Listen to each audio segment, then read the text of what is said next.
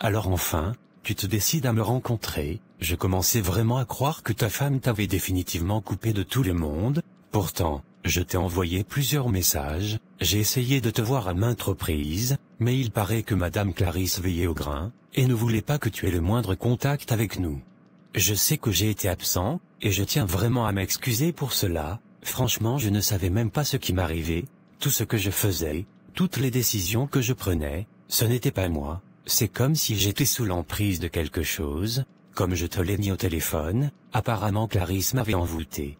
Et maintenant, regarde où elle en est, elle devient complètement folle, elle délire, elle dit des choses qui n'ont aucun sens, elle parle de bouteilles, de rituels, de choses incompréhensibles, et je commence à comprendre que tout le mal qu'elle a fait, tout ce qu'elle m'a fait subir, est en train de se retourner contre elle, elle est en train de payer le prix fort. C'est tout à fait normal qu'elle le paye, honnêtement, ce qu'elle t'a fait, ce n'est pas juste une simple erreur ou un manque de respect, elle a littéralement cherché à te détruire, tu étais devenu un pantin entre ses mains, incapable de penser par toi-même, coupé de ta propre famille, de tes amis, il était temps que la roue tourne. Tout à fait mon ami. Mais maintenant, qu'est-ce que tu comptes faire d'elle? Tu vas rester avec elle malgré tout ce qu'elle t'a fait? Non, il est hors de question que je reste avec une femme pareille, je compte demander le divorce, et une fois que ce sera fait, elle devra quitter ma maison, elle peut prendre tout ce qu'elle veut, mais je ne veux plus avoir affaire à elle. Actuellement, je la garde sous mon toit uniquement parce qu'elle est la mère de mes enfants, et je ne veux pas la mettre dehors du jour au lendemain alors qu'elle est dans cet état, mais je vais demander à sa mère de venir la récupérer, elle ira vivre avec elle, et moi je pourrai enfin tourner la page. C'est ce que tu dois faire Eric, ne perds pas de temps avec elle, cette femme ne mérite même pas ta pitié, ce qu'elle t'a fait subir est impardonnable, elle ne s'est pas contentée de te mentir ou de te manipuler, elle a carrément voulu te détruire, contrôler ta vie comme si tu étais un objet qu'elle pouvait posséder, il n'y a rien à sauver dans cette relation, tu dois juste la laisser partir et reconstruire ta vie.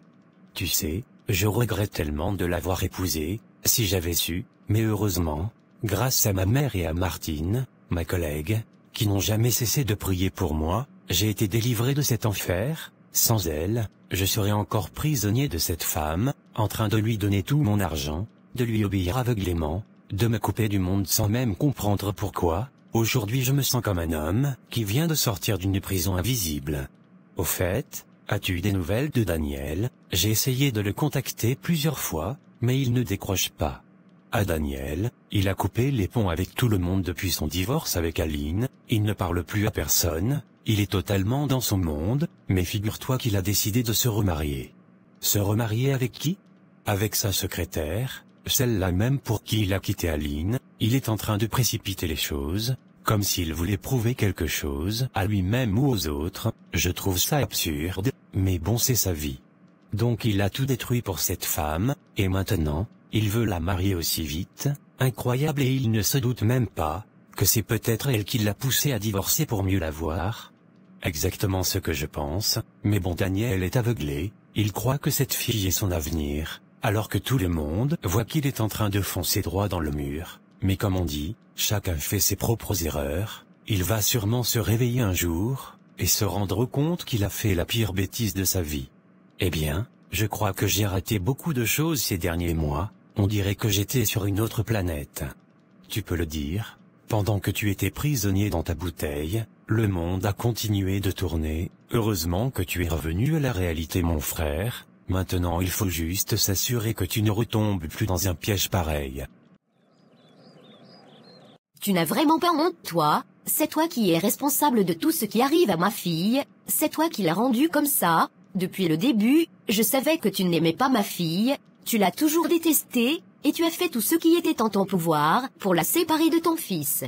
Maintenant que tu as réussi, que tu l'as détruite, que tu l'as rendue folle, tu dois être fier de toi, n'est-ce pas? Dis-moi, quelle mère passe son temps à vouloir détruire le mariage de son propre fils? Tu aurais dû avoir honte, une vraie mère cherche à préserver l'union de son enfant, pas à tout faire pour la briser. Ne viens pas me parler de honte, c'est ta fille qui aurait dû avoir honte, c'est elle qui est la seule responsable de ce qui lui arrive aujourd'hui, elle a voulu jouer avec les forces occultes, elle a scellé un pacte avec le diable en envoûtant mon fils, en l'enfermant dans une bouteille pour mieux le contrôler. Ce n'est pas moi qui le dis, ce sont les faits, et grâce à Dieu, Cette bouteille a été brisée, tout ce que ton démon de fille a semé, elle est en train de le récolter, c'est bien fait pour elle, elle paie le prix de sa méchanceté et de ses manipulations. Qu'est-ce que tu racontes encore? De quelles histoires de bouteilles tu parles? C'est toi et ton pasteur de malheur qui avez fait quelque chose à ma fille. Tu veux la faire passer pour une folle aux yeux de tout le monde, juste pour que ton fils puisse la quitter et prendre une autre femme, n'est-ce pas? Tu es une sorcière, voilà ce que tu es, une sorcière qui ne supportait pas de voir son fils heureux avec sa femme. Moi, une sorcière? Ah bon? Alors explique-moi pourquoi c'est ta fille qui divague, qui raconte n'importe quoi, qui ne sait même plus reconnaître sa propre mère. Explique-moi pourquoi elle crie à longueur de journée qu'on l'a trahie, qu'elle a perdu quelque chose de précieux, qu'elle est poursuivie par des ombres invisibles, pourquoi elle répète sans cesse qu'elle doit retrouver une bouteille qu'elle a perdue? Réponds-moi. Peut-être que quelqu'un lui a fait quelque chose, peut-être que c'est un mauvais sort qui lui a été jeté par jalousie, oui c'est ça, quelqu'un lui en veut, mais ce n'est certainement pas elle qui a envoûté ton fils. Oh que si, ouvre bien tes oreilles, ta fille a joué avec le feu et elle s'est brûlée, elle a voulu manipuler mon fils, le plier à sa volonté, lui voler son âme pour qu'il lui obéisse comme un chien, elle lui a pris tout son argent, elle l'a coupé de sa famille, elle a contrôlé sa vie comme un marionnettiste, contrôle sa marionnette, mais Dieu est grand, et aujourd'hui, c'est fini, mon fils est libre et ta fille, elle est en train de payer pour tous ces actes abominables. Et toi, au lieu de venir pleurnicher ici et m'accuser, tu ferais mieux de te remettre en question, si ta fille est devenue cette femme méchante et manipulatrice, c'est à cause de toi.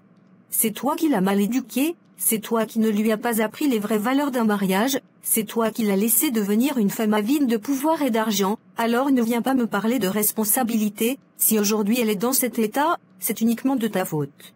Tu oses insulter mon éducation, moi mal éduquer ma fille est une femme bien, elle n'aurait jamais fait ce que tu racontes, c'est toi qui as une mauvaise femme, une mauvaise mère qui a tout fait pour détruire le couple de son fils, c'est toi qui es responsable de tout ça. Une femme bien dis-tu, une femme bien qui vole l'âme de son mari, qui l'empoisonne spirituellement, qui lui prend tout son argent et qui le traite comme un esclave, si c'est ça ta définition d'une femme bien, alors Dieu merci, mon fils est enfin libre de son emprise, et je te préviens, je vais lui dire de la mettre dehors, oui elle va dégager de chez moi, et si tu l'aimes tant, tu n'auras qu'à la recueillir chez toi. Si ma fille ne s'en sort pas, tu vas regretter, tu crois que cette guerre est finie, ce n'est que le début. Oh non ma chère, la guerre est déjà terminée, et tu as perdu, la justice divine a déjà tranché en faveur de mon fils, et ce n'est pas tes menaces ridicules qui vont changer quoi que ce soit. Tu sais, ça faisait vraiment longtemps qu'on n'avait pas pris le temps de s'offrir un moment rien qu'à nous, loin du stress du quotidien, des disputes, des responsabilités et de tout ce qui nous entoure. Je me suis dit que la Saint-Valentin était l'occasion parfaite pour se retrouver, juste toi et moi, sans qu'aucun problème ne vienne gâcher cette soirée. Donc c'est ici que tu as l'habitude d'emmener tes copines, cet endroit est vraiment magnifique, je comprends mieux pourquoi tu as choisi ce lieu en particulier. Diane, franchement, on peut juste passer une belle soirée sans que tu ne lances des pics à chaque phrase. Tu sais très bien que je suis là uniquement pour toi, et qu'il n'y a que toi dans ma vie. Ce soir je veux juste profiter du moment avec la femme que j'aime, sans sous-entendu ni allusion au passé. D'accord, je vais arrêter, pour cette fois, mais avoue que c'était trop tentant. Diane, je veux que tu saches à quel point j'ai de la chance de t'avoir dans ma vie. Tu es une femme exceptionnelle, une épouse formidable et une amie précieuse. Je ne te le dis peut-être pas assez souvent, mais je suis profondément reconnaissant pour tout ce que tu fais pour moi, pour notre famille, pour notre couple. À chaque fois que je regarde autour de moi, je vois des amis qui se séparent, des couples qui s'effondrent, des mariages qui n'ont pas survécu aux tempêtes de la vie, et pourtant nous, malgré les épreuves, malgré nos disputes, nos désaccords, nos imperfections, nous sommes toujours là ensemble, et cela prouve une chose, c'est que notre amour est solide. Ma prière, mon souhait le plus cher, c'est que nous continuions ainsi, que nous puissions vieillir ensemble et nous aimer jusqu'à la fin de nos jours. Martial, c'est vrai que parfois, je râle, que j'ai ce caractère de feu, que je te pousse à bout avec mes remarques, mais sache que tout ce que tu viens de dire, je le ressens également. Au fil des années, j'ai compris que le couple parfait n'existe pas, il n'y a pas d'amour sans difficulté, sans épreuve, sans moment de doute.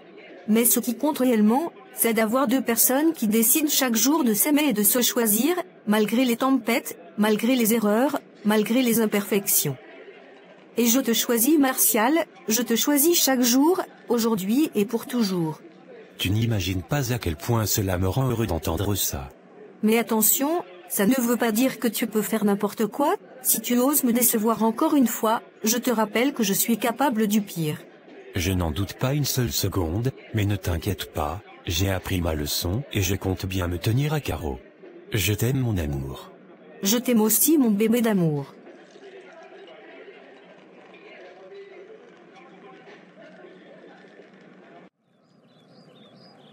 Je suis allée voir un guérisseur, quelqu'un qui s'y connaît en ce genre de choses, et il m'a confirmé que ma fille peut être guérie.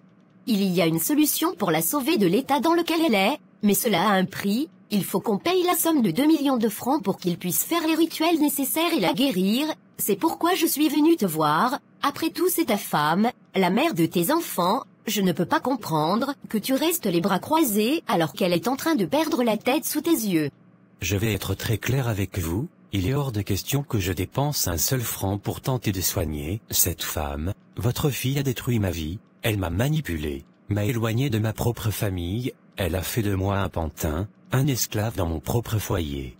Pendant des années, j'ai cru que c'était moi qui étais fautif, que j'étais un mauvais mari, alors que tout était un mensonge. Aujourd'hui elle paie simplement le prix de ses actes, c'est ce qu'on appelle la justice divine. Alors non, je ne donnerai pas un centime, elle va récolter ce qu'elle a semé. Donc c'est comme ça que tu parles de ta propre femme aujourd'hui, une femme avec qui tu as partagé des années de ta vie, la mère de tes enfants, après tout ce qu'elle a fait pour toi, c'est comme ça que tu la remercies, c'est à ça que ressemble ta gratitude, juste parce qu'elle traverse une mauvaise période, tu la laisses tomber comme si elle n'avait jamais compté pour toi?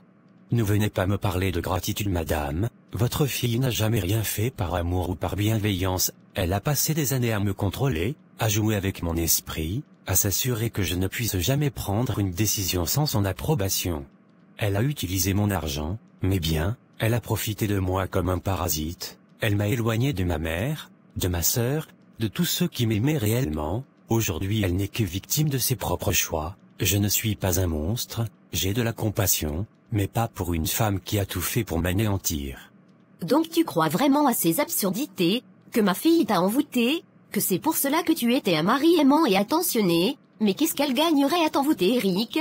Dis-moi, tu es un homme intelligent, tu ne peux pas être si naïf pour croire à ce genre de choses, c'est ta mère et cette soi-disant secrétaire qui t'ont monté la tête contre elle, et maintenant tu as décidé de la condamner sans lui laisser la moindre chance? Ah oui, bien sûr, parce que maintenant, c'est ma mère qui est la coupable, c'est elle qui est à l'origine de tout. Écoutez-moi bien madame, si j'ai ouvert les yeux aujourd'hui, ce n'est pas grâce à qui que ce soit, c'est juste que la vérité finit toujours par éclater. Pendant des années, j'ai été aveugle, et maintenant que je vois enfin les choses telles qu'elles sont, vous voulez me faire culpabiliser, eh bien, ça ne marchera pas. Donc c'est comme ça Eric, après toutes ces années, tu as décidé de tourner le dos à ma fille juste parce qu'elle traverse une épreuve difficile, tu vas l'abandonner, elle qui t'a donné des enfants. Ce n'est pas moi qui ai décidé de l'abandonner, c'est elle qui a creusé sa propre tombe, elle savait ce qu'elle faisait, elle a fait des choix, et aujourd'hui elle en paie le prix. Moi je n'ai plus de place pour elle dans ma vie, je vais demander le divorce et la mettre dehors, vous pourrez la récupérer et vous occuper d'elle comme vous l'entendez, mais moi, je suis libre maintenant, et jamais je ne reviendrai en arrière. Eh bien, ce n'est pas grave, puisque c'est comme ça que tu veux faire, je vais me débrouiller seule pour sauver ma fille, sans ton aide, mais sache une chose, Eric, le jour où elle ira mieux, le jour où elle sera redevenue elle-même, c'est elle qui te quittera, elle te regardera droit dans les yeux et elle te dira que tu ne la mérites pas. Ah ça je l'espère bien, j'espère que le jour où elle guérira, elle comprendra à quel point elle a détruit notre mariage, et qu'elle regrettera d'avoir gâché sa propre vie pour une obsession de contrôle, parce que moi, je n'aurai aucun regret de m'être enfin libéré d'elle. Jean-Jacques, la situation de ta sœur est grave, très grave, ce n'est plus une simple maladie, c'est comme si elle devenait complètement folle, elle ne reconnaît plus les gens, elle parle toute seule, elle dit des choses insensées qui n'ont ni queue ni tête. J'ai tout essayé, mais là, je ne peux plus rester les bras croisés, je suis allé voir un guérisseur, quelqu'un qui sait soigner ce genre de choses, il m'a dit qu'il pouvait guérir Clarisse, mais que cela va nous coûter 2 millions de francs. 2 millions, mais maman, d'où veux-tu qu'on sorte une somme pareille? Tu sais très bien que je ne travaille pas encore, où veux-tu que j'aille chercher cet argent? Écoute-moi bien Jean-Jacques, ce n'est pas une question d'argent, c'est une question de vie ou de mort. Ta sœur est en train de sombrer sous mes yeux et je ne peux rien faire. Il faut absolument qu'on trouve cet argent. J'ai déjà demandé à Eric, mais il a refusé de donner le moindre franc. Il a même dit qu'elle mérite ce qui lui arrive. Attends quoi? Eric a dit ça? Non maman, ce n'est pas possible. Eric a toujours été quelqu'un de bien, quelqu'un de généreux, il a toujours aidé notre famille, il a toujours été là quand on avait besoin de lui. Pourquoi aujourd'hui il refuserait d'aider Clarisse alors qu'elle est malade? Il doit y avoir une explication à tout ça. Il n'y a aucune explication Jean-Jacques, c'est juste qu'il écoute sa mère et cette soi-disant secrétaire, qui lui ont mis dans la tête que Clarisse l'aurait envoûtée, et maintenant ils disent que c'est pour ça qu'elle est en train de devenir folle.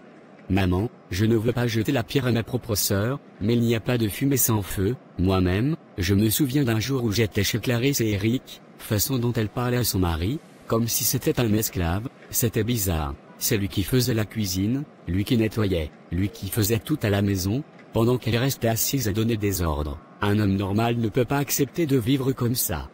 Donc tu es en train de dire que ta propre sœur est une sorcière, c'est ce que tu insinues Jean-Jacques, que ma fille a envoûté son mari, que ma propre chair et mon propre sang a fait un pacte diabolique pour manipuler son mari. Jean-Jacques, tu as perdu la tête ou quoi?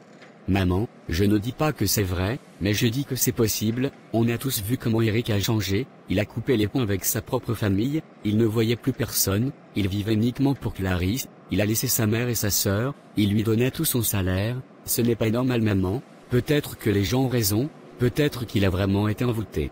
Le problème n'est pas de savoir si c'est vrai ou pas, le problème c'est que Clarisse est malade et que nous devons la sauver. Peu importe ce qui s'est passé dans le passé, elle reste ta sœur Jean-Jacques, elle a toujours été là pour toi, elle t'a aidé plus d'une fois, et aujourd'hui, quand elle a besoin de toi, tu oses me dire que tu ne peux rien faire? Et moi, je vais sortir 2 millions d'où maman? Tu veux que j'aille braquer une banque? Tu veux que je parte voler pour avoir cet argent? Tu es un bon à rien Jean-Jacques, toujours là à dire je ne peux pas, je n'ai pas d'argent, je ne travaille pas, mais à quoi tu sers alors? Regarde-toi, incapable d'aider ta propre sœur dans le moment le plus difficile de sa vie, tu n'es qu'un égoïste.